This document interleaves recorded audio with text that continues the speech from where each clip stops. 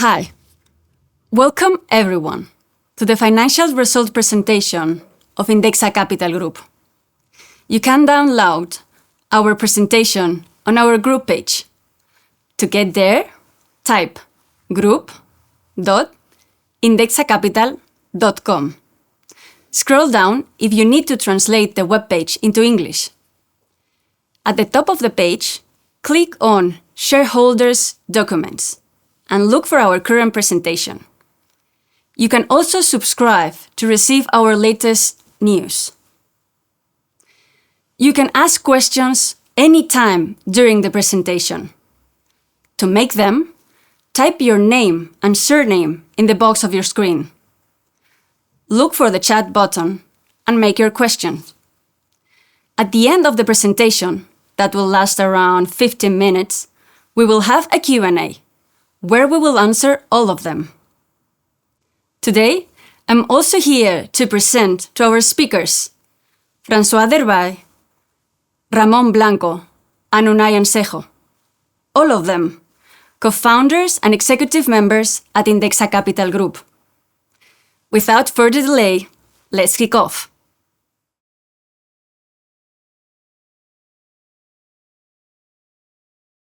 Good morning to everyone. My name is Ramón Blanco. I'm one of the three co-founders of the company.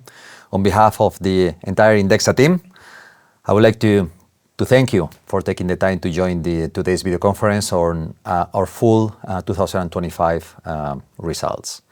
Normally we have Unai with us making the presentation, but we have to excuse him today. He cannot be today with us due to personal reasons. Nevertheless, François and myself will try to cover up for him. Okay, so here we have the outline of today's presentation. First, I'm going to start with the executive summary. Then François will follow with the KPIs of the company. We will cover the financial results of 2025, our main achievements, and finally, François will lead you through the next steps of the company. Here we are. I'm very happy to say that we are presenting strong results today. As you can see, our revenues grew by 43% and our net profit took off, increasing plus 210%. I'm going to repeat the two numbers. Revenues increased by 43% and the net profit took off, increasing by 210%. There are two main messages I would like to convey here. One, our growth is accelerating. Last year, our revenue growth was 36%. In 2025, as you can see in the presentation, our revenue growth is plus 43%. Again, our growth is accelerating. The second message is that these numbers clearly show, in our opinion, the scalability of the business model. The costs are growing significantly less than the revenue, and as a consequence, our net profit jumped 210% to almost 2.4 million euros. Again, this shows, in our opinion, clearly the scalability of the business model. And now I'm going to pass the word to François, who is going to lead us. No, I'm not going to pass the word to François. The next slide is basically the executive summary of the presentation. I'm not going to enter into the details of it, since we are going to develop each point in the next slides. But now I'm going to pass the word to François, who will begin to talk about the KPIs of the company. Thank you, Ramón. So as Ramón mentioned, revenues have been growing 43% from 6.6 million in 2024 to 9.4 million in 2025. Net profit has been growing much more, even more. So from 760,000 euro in 2024 to 2.4 million last year. And as a consequence, as Ramón mentioned, we have a high growth of the net profit margin from 11.6 to 25.2. This year we also have added another comparison because we wanted to zoom out and look at the last years. So not only the last year, but the 4 last years since we have consolidated results. And what we can observe is that from 2021 to 2025, so the last 4 years, we had an average growth of 35% per year, compounded annual growth rate, which is lower than what we had last year. That's another confirmation of the fact that we are accelerating. And in net profit, the growth, the compounded annual growth rate has been even higher at 72% on average per year. If we look at Indexa Capital AV, so Indexa Capital AV is the main subsidiary, is the one doing mostly portfolio management in Spain, but also in Belgium. Key indicators there is that we've grown a lot in AUMs, 1.4 billion in total, from 3 billion last year, end of last year, 2024, to 4.4 end of 2025. Of this growth, 1 billion are the net inflows by the customers, and 300 million are is due to the market growth. So market impact for a small part of the growth and a larger part from net inflows. And on the right side of the slide, you have many KPIs actually, but just to focus on a few of them. Strong growth of the client base, plus 40%. We have a quite low client acquisition cost, around 40 euro. We have a quite high lifetime value on a 10 years period, close to 1,500 euro.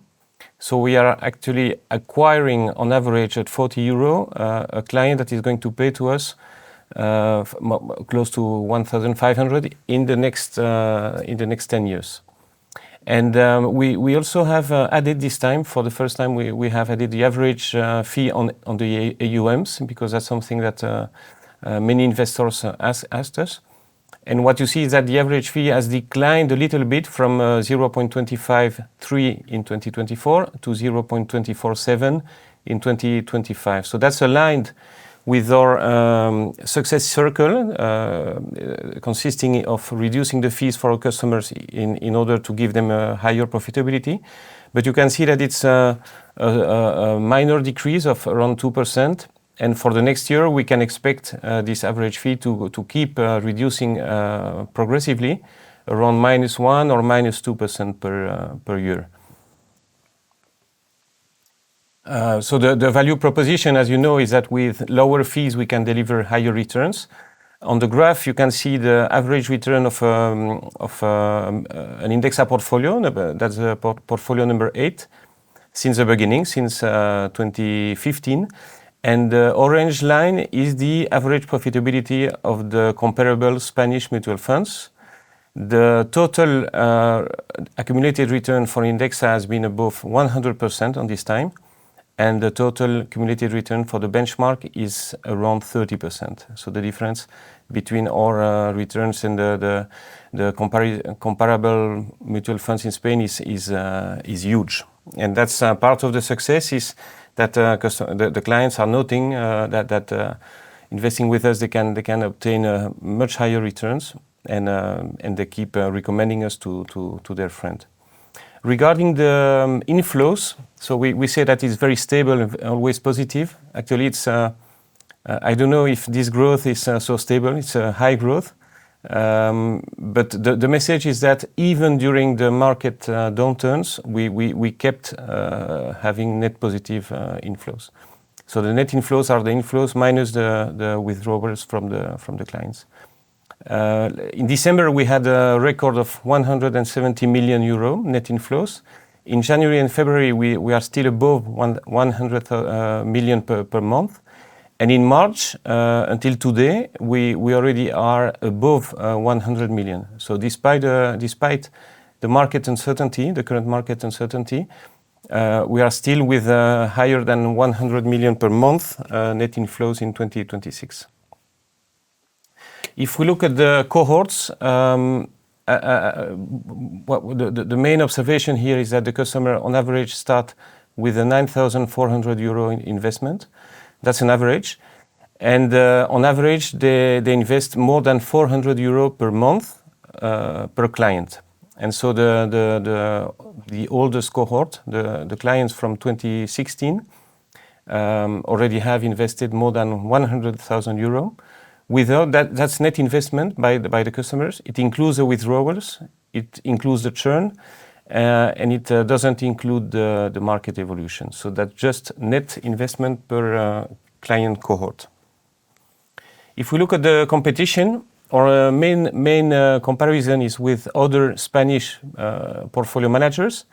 And so on this graph, you can see the top 12 Spanish portfolio managers in their evolution in the last few years. Indexa is start at the bottom of the graph and ends in the 7th position. That's the blue line. The message here is that we are the only independent player in the top 10. We are the only non-bank player in the top 10. And we are the fastest growing competitor among the portfolio managers, the top 10 portfolio managers in Spain. So we are already above significant banks like Bank Inter, Abanca or Banca Marc. And we are getting closer to still larger banks like Ibercaja or Sabadell that we hope to pass. Maybe one of them next year and maybe the other one in a couple of years. Ramón is going to tell us a bit more about Bewater. Thank you, François. Let me remind the audience that Bewater is our subsidiary where we basically invest in private equities. Bewater assets under management grew by 7% year on year. Revenues grew significantly more, plus 40%. This is driven basically by some successful divestments on the company's portfolios. The net losses improved versus last year, minus 19%, and the number of managed funds continued basically stable. We continue with our investment strategy, which is basically to invest in tech companies, cash flow positive in Spain and Portugal, and through secondaries. It's a niche strategy. And I have to say that on the divestment front, on our capacity, our ability to sell companies, I have to say that we have a more promising environment than in 2024 and 2025. So we expect to have good news in 2026 on this front. Caravel is our subsidiary in France, and also going to remind the audience that it is the merger between Indexa previous operation in France and Caravel that we acquired some quarters ago. Caravel assets under management grew by 61% year on year. Revenues accordingly grew by 54% year on year. Net losses slightly augmented by 13%. And as a summary, I might say that Caravel is developing according to plan. I would like to remind the audience that the French market is approximately a little bit over 3 times the size of the Spanish market, and that this is the main reason why our investment and our push into the country.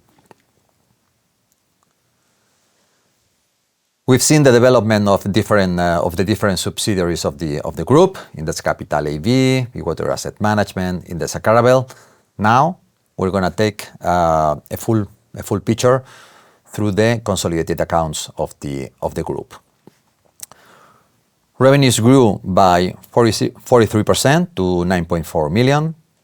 Consolidated net profit surged plus 210% to 2.4 million. I repeat, 210%.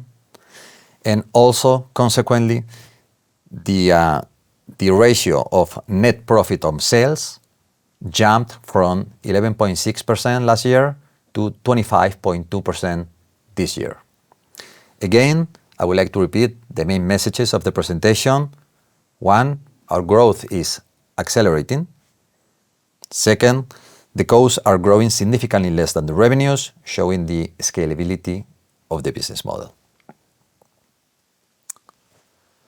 In this slide, we're going to take a look at the group balance sheet, and I would like to mention several points about it. 1, our assets grew by 55%. This is driven mainly by the increase of the business with our clients. Second, we barely have financial debt. You can see that on our accounts. And third, and very important as well, our equity has increased by 76%, showing again the profitability and the efficiency of the business model. Okay, so we reviewed what happened with the subsidiaries. We reviewed what happened with the consolidated P&L and balance sheet.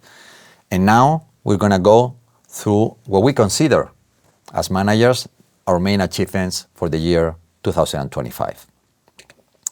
At the group level, last year we launched our first share buyback program, something that we renewed this February. This shows, in our opinion, the commitment and the belief of the group on the share price development. Obviously, if we are acquiring our shares, it means that we believe on the share price development. Second, we have passed from fixing, which is a market trading modality, where basically there are two trading windows in the day, to what we call here on the Spanish market continuous trading. And as you can see, this has had a solid impact on the liquidity of the shares. We are also very happy with the share price development last year. The figure was plus 60% in 2025, and I have to say that this is something we are especially proud of. At Indexa Capital level, at the AB level, at the subsidiary level, we launched our first savings account. It is an account indexed to the ECB rate minus 50 basis points, and I have to say that we are very happy with the development of the product. It is our more successful launch since we started. We currently hold more than 50 million euros only in a few months, and we expect to have very good news with regards to this product, looking forward to the future. Yesterday, we launched our first fund giving access to worldwide private markets. As it is customary with the company, it provides great diversification with reduced commissions. Finally, again, at Indexa Capital level, we continued reducing minimum investment amounts for several products, which is something key for the democratization of the service. At Bigwater, we invested in 4 companies and divested successfully in 1.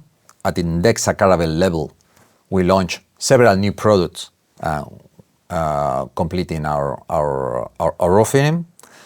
And this is it as far as our main achievements go. Now I'm going to give back the word to François, who is going to lead you through the rest of the presentation, and especially our snowball effect.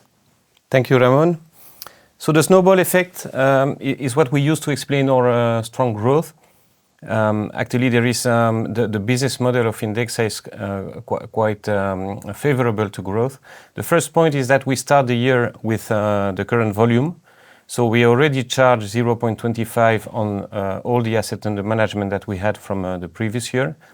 The second one is that the clients keep investing. You've seen that on average the clients are investing more than 400 euro per month per client. So that brings more growth, around more or less 25% growth. Then we have the happy clients recommending the service. So we have very satisfied customers. Our average rating on Google, for instance, is 4.9. On Trustpilot is a 4.8. That's quite outstanding for a financial institution. And the clients are recommending us to their friends, to their family. And actually more than 50% of the funds account are coming through recommendations of other clients. And then we have the market growth. So market is not always growing, but on average it's growing maybe for an average portfolio around 4 or 5%. It brings a little bit more growth. And then we are expanding our product offering, which is having a minor impact on the short term, but we think it will have a quite significant impact on the long term. So if we look at the data, this graph is about a forecast that we made in 2024. So the blue lines is the forecast and the trend toward 30 million average recurring revenue in 2030. And the white lines is how it's going so far. And you can see that we are actually above the trend, and we are on track to meet the 30 million average recurring revenue by 2030, if not before. The growth is quite, thanks to the snowball effect, the growth is quite predictable, adjusting with the market impact. So we have a basis of more or less 25% growth through current clients. We can add more or less 10% new growth through new clients, and then we have a plus or minus something in between -15 and +15 for the market impact. And if you sum that up, worst case scenario or worst year in the last years led us to 20% growth.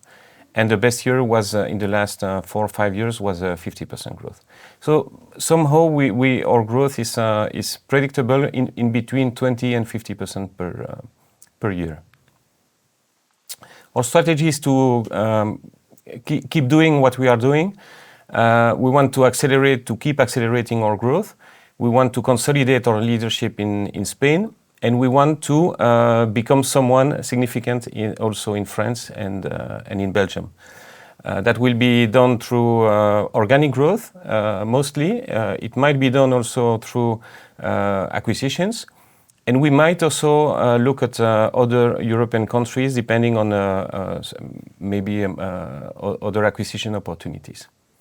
So that's it so far. Now we can move to the questions.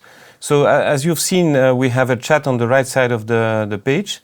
If you don't see the box to send a message, maybe you have to scroll down a little bit, and we may keep going with the first questions.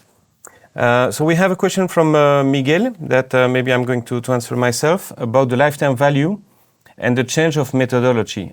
So we didn't change the methodology of the lifetime value calculation. What we did is to change the methodology of the estimation of the average investment per customer.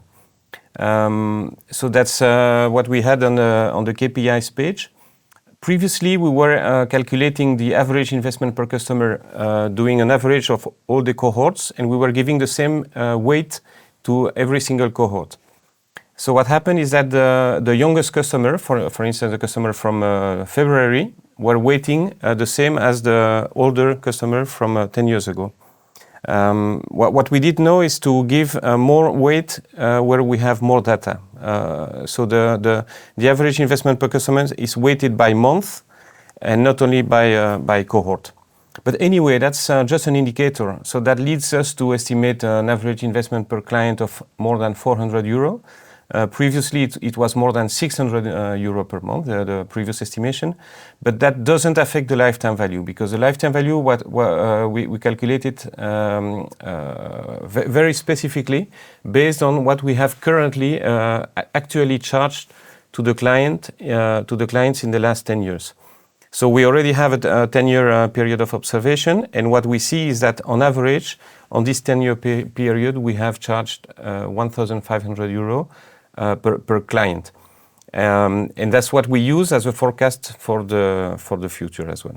So I hope I've answered the question. If not, please specify more in the chat. Question from Alejandro, maybe for Ramón. How confident are we in achieving the 30 million forecast of ARR by 2030? I like this one. Where is my camera? I think it's over there. It's going to be short. We are very confident. Thank you, Ramón. Question from Leo. If we are going to announce the names of the 2 missing private fund managers in the newly launched product, you want to mention on this? I can mention maybe. You can mention maybe, yeah. So there is 6 funds in our private market funds fund of funds. Among the 6 funds, we have 4 asset managers. 3 of them agree that we publish their name and the name of the funds in the communication, in the public communication, and those are Carlyle, Écoutez, and 4 of them. Sorry, Carlyle, Écoutez, Hamilton Lane, and KKR. No, KKR not. And the 4th one is the one that we shouldn't mention. Yeah. And the 4th one, we asked us not to mention them in public communication, but the information is available for the clients actually. So the professional, not the professional, the client qualifying to access to the service obviously will know what they are investing in, where the fund is invested. Maria. Private markets were launched recently by Bewater and Indexa. How far is it going? How is it going so far? So we launched yesterday morning on Indexa, and we previously launched 1 month ago on Bewater. Bewater launch was for professional investors or private investors investing more than 100,000 euro, and Indexa launch is for all our customers above 100,000 euro invested with us. We launched yesterday, so it's quite early to draw conclusions. But the start is good because we already signed 18 contracts yesterday for a total commitment of 350,000 euro. So it's a good start. We don't expect this service to go massive on the short term because the minimum investment is quite high. It's 10,000 euro, and it's only available for customers with more than 100,000 euro total invested with Indexa. But we expect it to grow slowly. The forecast for this year is 17 million, maybe. Yeah, it's around that, between 15 and 20 million. Yeah, maybe I can add that this is a good product to diversify your portfolio, okay? But it's not for everyone because it has actually it's quite an illiquid product. The lifetime of the product is 8 years. It can go even up to 10 years. We're gonna try to liquidate the product in a little bit more than 5 years on year 6, but as you can see, you have to hold the position for quite a long time for it. So it's something that is not for everyone. Thank you. And we have a question from Nuria asking about when we plan to reach profitability with Indexa Caravelle, so our French subsidiary.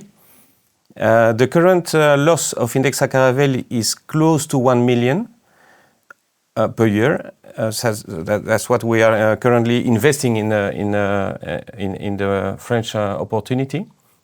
Our plan is to reduce progressively, but very, very little, this loss in the coming years. So we will be losing close to 1 million per year, maybe in the next 4 years, but still reducing the loss. So that's the direction. We want to grow in revenues and reduce the net loss in France. And after 4 years of slightly reducing losses, we think that we will be able to reduce much more because the revenue are going to take on. And maybe we will reach break even in 8 years. So it's we are ready to invest for quite a long period in our French development because the opportunity, as Ramón mentioned, the market size is just huge and is really worth it to try to become a significant player in France as well. Yeah, we see it as paying the price of a financial option.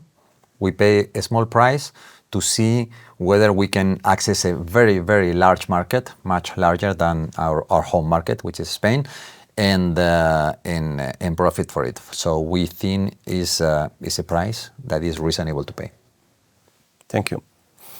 Question from Jorge: if there are any plans to increase the free float this year? So we finished last year with a free float of 9.4% of the total capital.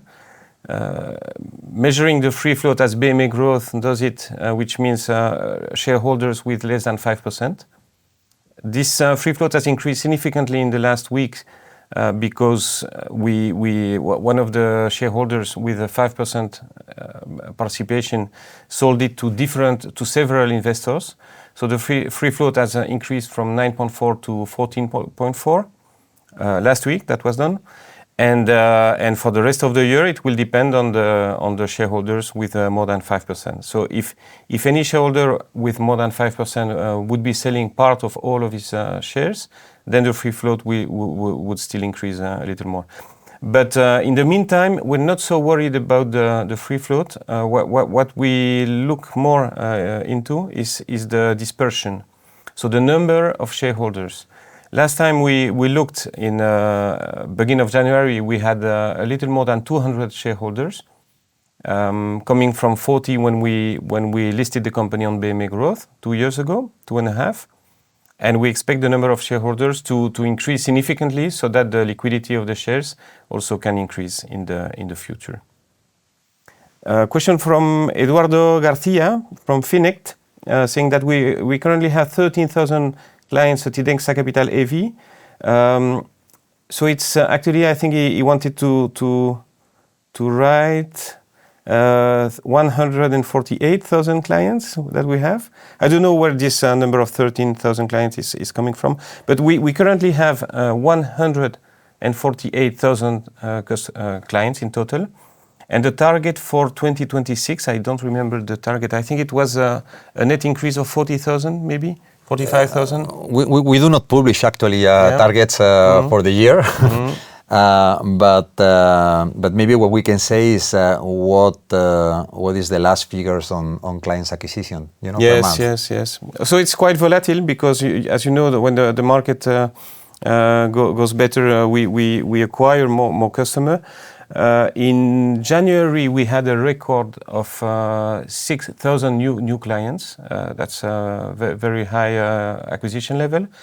In March, we will be maybe around 3,000 new clients, net client growth. And so on average, we might be this year around 4,000 new clients per month. Question from Carlos. Good morning. Congratulations for the great result. How do we expect the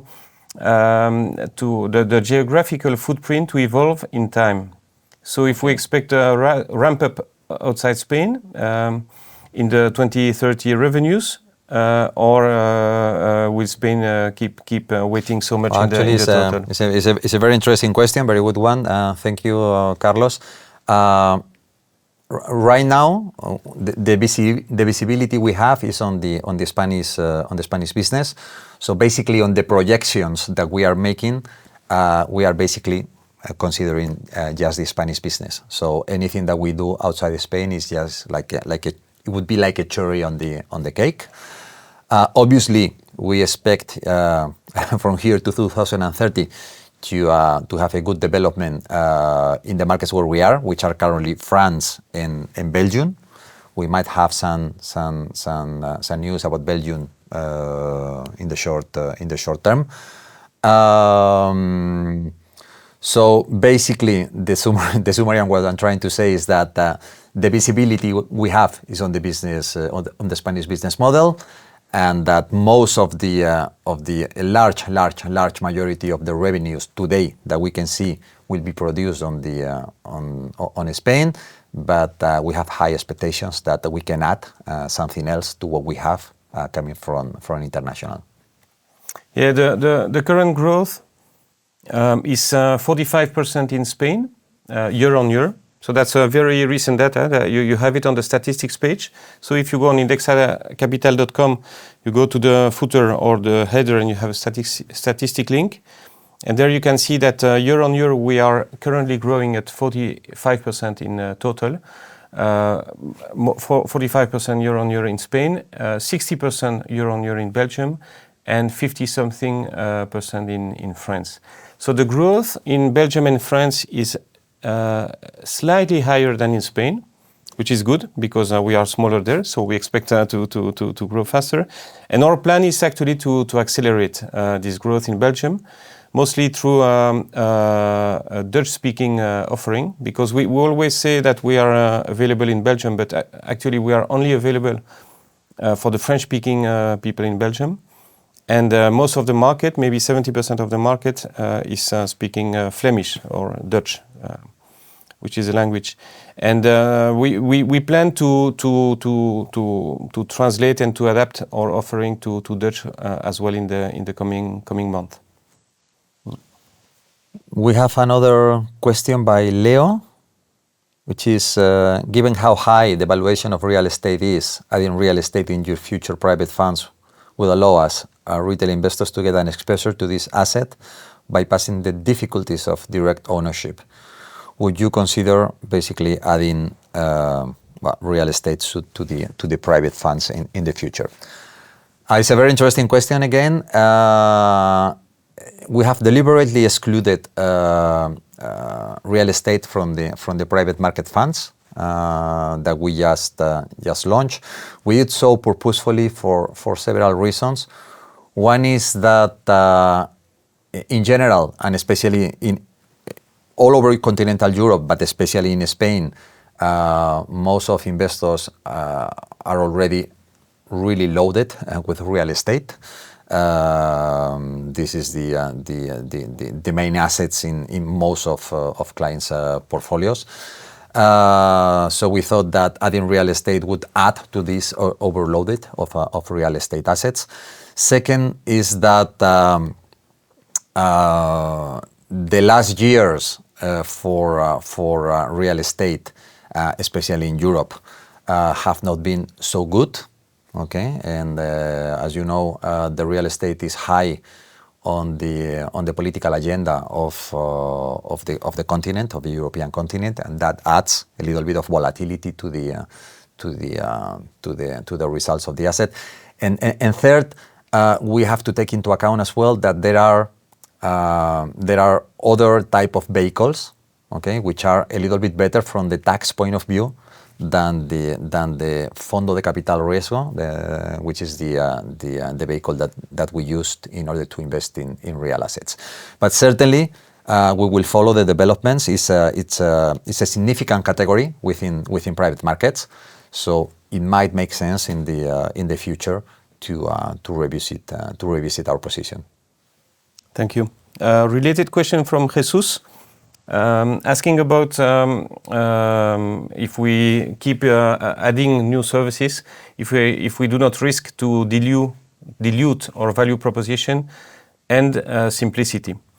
So that's something that some clients commented yesterday with a private market funds launch. They were telling us that it's not about indexing, so it's not so much Indexa. Actually, the value proposition that we have for the clients is not only the indexation. The value proposition is mostly diversification and reducing costs. With diversification, what we do is to reduce the risk. We can offer a better return on risk. And with lower fees, we can achieve a higher return and therefore a higher return on risk as well.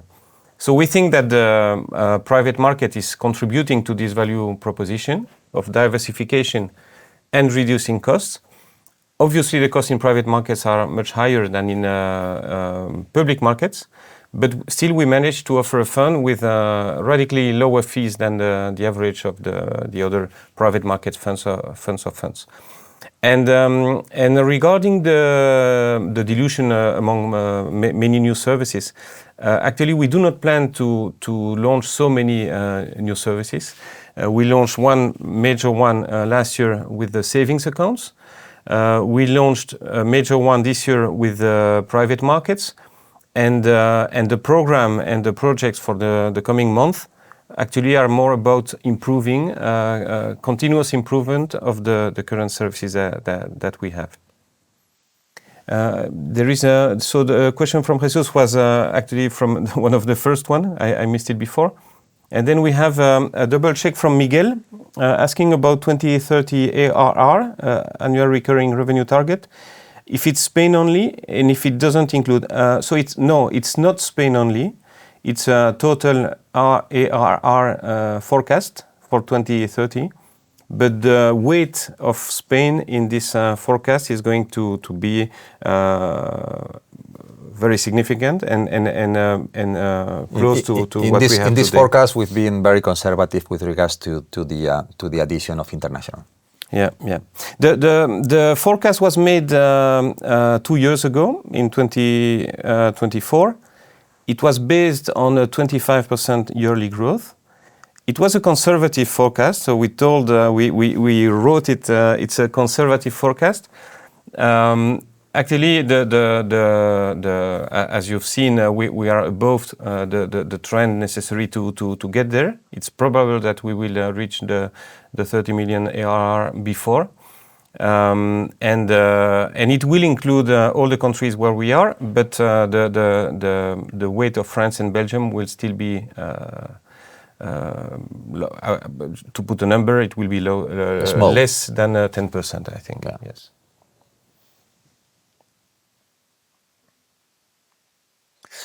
We have another question about private markets, which is basically several private market funds have recently closed. It's not that they have closed. What I think it's more that they have closed the redemption gates. Okay.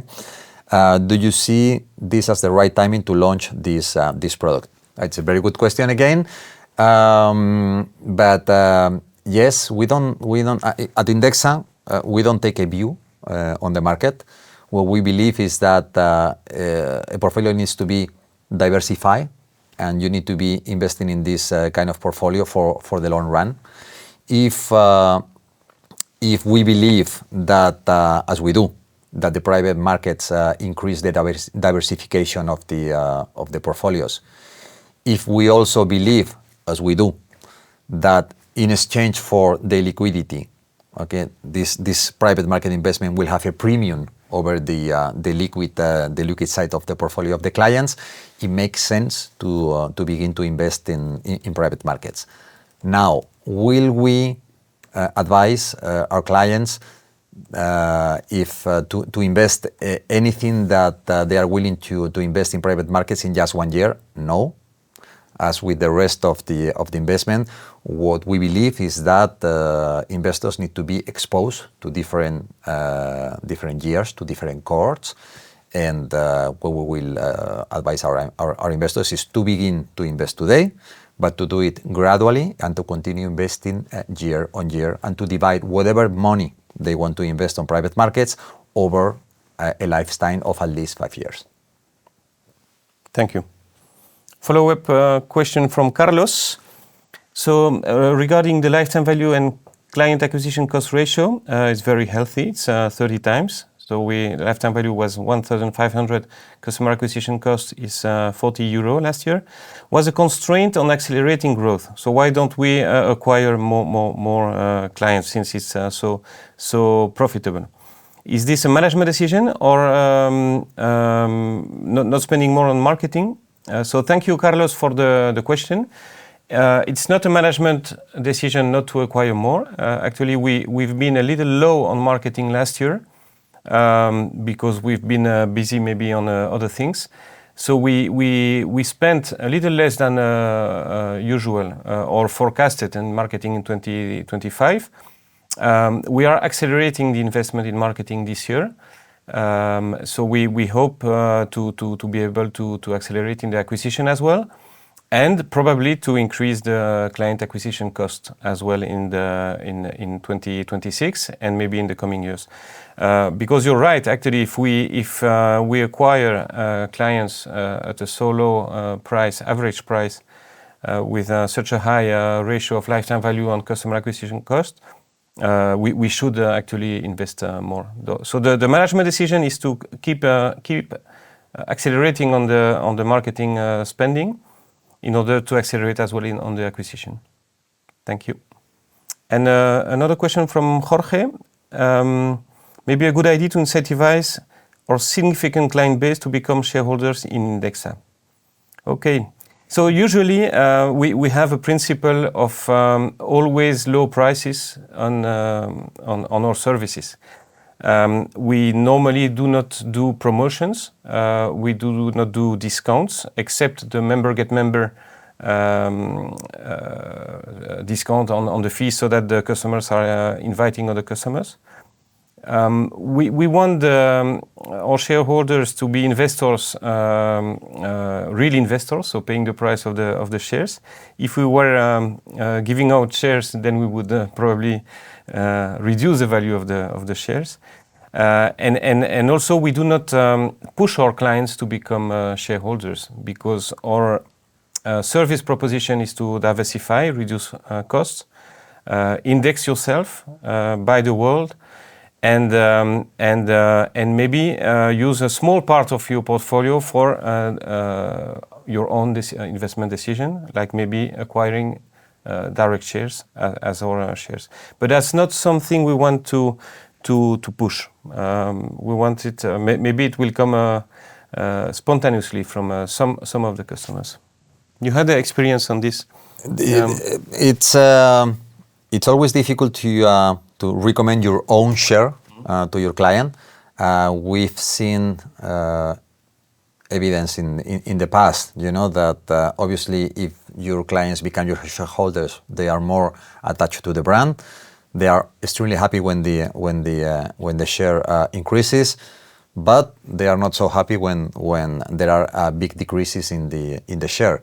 And just one share in a portfolio of someone, is something quite volatile. When the markets are hot, all shares tend to rise. When the markets are really depressed, like in the year 2008 or in the year 2000, most shares tend to decrease. No, so it's always difficult to recommend your own share, and especially just one share to the clients. What I would like to say is that our strong recommendation is to become a client of Indexa and to diversify your portfolio. And if within the 10% that we believe that the people can devote to have riskier bets, they want to invest a little bit on the Indexa share, they can come and join us. Obviously, we have, as managers and as shareholders of the company, we have a lot of our wealth into the company, but always, if you are not a manager of the company as ourselves, I would say that the allocation that you should put into individual shares and also at Indexa, it's a limited one. Thank you, Ramón. And thank you, Miguel, for the next question. Regarding the so-called simple investment accounts, that is something that the European Union wants to foster, and that somehow will have to be translated into Spanish regulation. So there is an open consultation from the administration. We responded as Indexa to the consultation. We definitely want to position ourselves on this new savings accounts or simple investment accounts in the future, but we still don't have the information about what it is going to be. So we will keep attention on this subject. We definitely want to position it ourselves on this, and we want to compete, because we know that when the product is old, it takes us a little longer to take a significant market share. But for new products, like for instance the self-employed pension plans that we launched 2 years ago, but it was new for everybody. When it's a new service, a new tax wrapper, then we are still much more competitive than on the old services. And on the independent workers pension plan, for instance, we already are the 4th player in Spain. So only behind larger group like Mafre, BBVA, and Caixa. but we are above Santander, Bank Inter, Kutxa, Sabadell, etc. So yes, we will keep you posted, and we will offer something very competitive on this, as we do on the other services. Our guideline when we decide to offer a new service or not is whether we are able to offer the best proposal for the client. So we only decide to offer a new service if we think that our value proposition can be the best one in the market for the client. And on this we will do the same. So if we can have the best offer, we will offer it and keep you posted. And I think we have a second criteria for offering a product, which is if it is something that we would invest ourselves in. Okay, that's something that we took very seriously from the beginning. I have to say that the music sounds good, okay, but we have to follow the development of the law, because if at the end of the day the product, for example, requires that it's only available for European stocks, that will diminish the attractiveness. If it brings a lot of restrictions, it will diminish the attractiveness. So so we have to see what happens finally with the legal development. And we have seen other times some very promising products that finally were left in nothing, no, because of the restrictions included at the last minute. Thank you. Well, I think we've commented on all the comments and questions. Thank you all again for taking the time to share those results with us, to participate with your questions, and feel free to contact us. So as you know, there is a group page which is group.indexacapital.com, where there is also a section with all the documents for shareholders. You can subscribe to the documents, putting your email, so that we will send you a notice when we have a new document available for shareholders. And you can also contact us through the email investors@indexacapital.com or through any other channel. So thank you very much. We see you again for the first half. In 6 months. In 6 months for the first half of the year results. Thank you. Thank you very much, and go index yourself with low commissions. Thank you all for being here today, and thank you for your questions. We really appreciate your participation. See you in the next financial result presentation. In the meanwhile, if you have any question or comment, send us an email to investor@indexacapital.com. If you are press, send it to com@indexacapital.com. Bye.